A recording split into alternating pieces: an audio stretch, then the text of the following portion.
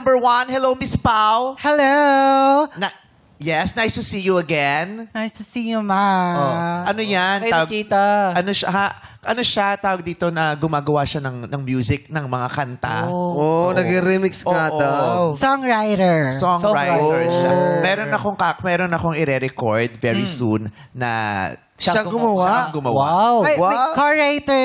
May dalawa akong co-writer doon. Si Rince Ruiz and Ambo Dolores. Straight men sila, Mama. talaga? Kaya, yeah. Oo. Kaya naman nila ako kinontak eh. Kasi Para nung- magkabakla. Kaya Magkaroon ng tunog para bakla. bakla, di ba? Yes, Okay. kailangan mabakla yung kanta. Oo. Yung mga napili dun sa album ko, isa yung Isa sa mga sa- kantang Mama- ginawa niya. Wow, Mama, thank you. congrats. Napili mo yung kanta. Yes. Kasi diba, kasi ang hirap naman talaga kasi ng pitching. Lagi na lang gano'n na, for example, meron akong na-approve sa isang label, saka sa isang ABS-CBN artist. Tapos, approve sa network, saka duet niya. Pero pagdating dun sa manager ng singer, Doon rejected. Oo. May umalma. Si Miss CD Navarro rin, kay email ko siya before. Nagustuhan siyang kanta. May 3 akong pinasa sa kanya. Tapos, sabi niya, pahingi ako ng chords. Na-try ko namin ang asawa ko. And then, wala nang update. Ganyan lagi sa industry. Nakainom ka Hindi ba, lang number natutuloy. one? Nakainom ka ba? Kasi nga, di ba, minimix niya nga yung alak sa hormones. Kasi nga, nagmimix siya. Baka ng kanta, natamix sinasabi. na rin niya, nahalo. Ganyan din siya ng audition. Oo. Kala ko nga lasing. Pero ganyan pala siya talaga. Ganyan siya. Oo, sabi ko, bakit Kalmado. nag-audition ng lasing pero pinasundan ko sa bahay? Oh, Yung ano? mga magulang niya ganyan din. Ganyan sila. Namana lang pala Oo. yung ano. Musing na ba yung anak mo? Ganyan sila mag-usap-usap. Di ba? Kapagluto ka na ba? Ito nga, nagsasangkut siya na. Ganon talaga sila. Yung parang, nakaangat sila sa hangin. Ganon. Light lang ang energy. Correct. Matagal ka na gumagawa ng music. Yung first kong ginawa was when I was 7. Ano siya?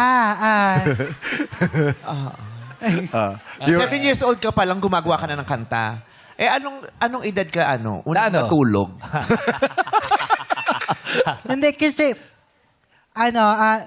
yung pinsan ko, nakikinig siya ng Miss Saigon album. Oh. And then, wala lang nag-iimbento ako ng mga lyrics. So, mali-mali pa yung grammar. Una mong sinimulan sa mga jingle, ganyan. Nakagawa ka na ba ng jingle? Kaya ko naman. Kaya ko lahat, ma. Pero nakagawa ka na Hindi ng jingle. pa. Ay, di niya lang siguro. Kasi nanalo ko dyan nung high school, nung grade school, talaga? jingle writing contest. Wow. Yes, oo. Kaya nagkaroon ako ng sakit sa bato eh. Ibang jingle. Iba yun eh. Ibang jingle yun. Pinangsulat. Spell yung Jingle pangalan. writing. Ganun. Pag piyesta sa amin, may jingle writing contest yung mga bata. Oo, susunod pa yung Spelling pangalan.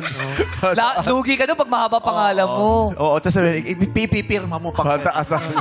Oo, kahit sa mga puno. Pilipino lang gumagawa ng pumipirma sa puno pag lasing na. Pag walahi. Jingle writing contest. Walahi hindi, no? Ganon. Miss pa kapag may gagawin kang kanta kay number 3, anong kanta? Miss Cabado. Miss Cabado? Ba't hindi naman mas kubado? Kamis yun. Ayun Ang yung play tamis, of di ba? words, ma. Kasi Play of kinakabahan words. siya. Yeah, kasi kinakabahan siya kanina. And then, nagulat na ako na nag-intro siya. Ang galing niya. She is such a sweet girl sa backstage. Yes, Kaya, sweet girl Miss talaga. Cabado and Miss Miss Cabado. Cabado. Sweet, lagi siya nakasmile. Sweet kasi siya eh. Oo. Si number 2, anong gagawin mo kanto sa akin? Anong makanta Ang dami mong tanong sa kanya, mamaya bumulag tayo. Miss Cabado naman. Si number 2. Anong tanong? Ay, Super Reyna Biritera. Biritera to eh, ma. Oo, mga awitin kasi talaga siya. Si number 1 gumagawa ng kanta. No? Hindi ko lang ma-imagine kung gaano siya katagal makatapos.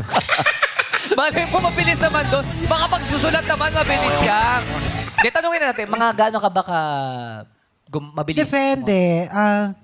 Minsan 20 minutes. May Oo, mga... tamo. Bilis, Pero ah. pag when you're in the zone, pag gusto mo yung topic, kunyari may konsepto ka, minsan ayaw mo muna siyang tapos. Gusto mo maganda siya. Ang pinakamatagal na song na sinulat ko was 21 Days. 21 days. pinasa ko sa isang label. na-reject. Oh. Si Lady Gaga yung Born This Way, ilang minutes nilang sinulat. May mga ganun din. bilis. Oo. Kausap ko pa siya sa phone noon. Sabi, Wow! Wow. Busy Grabe, close kayo busy ni na Lady naman kausap Gaga. ka pa. Grabe. Tumawag siya sa akin, no? Oh, ano sabi niya? Sabi, ay, may parcel ako, pakiabangan mo nga. Si Lady Gaga may parcel. Sabi niya, Vice, pakiabangan yung parcel ko. Nasa Italy ako gumagawa ako ng Dito po umorder, no?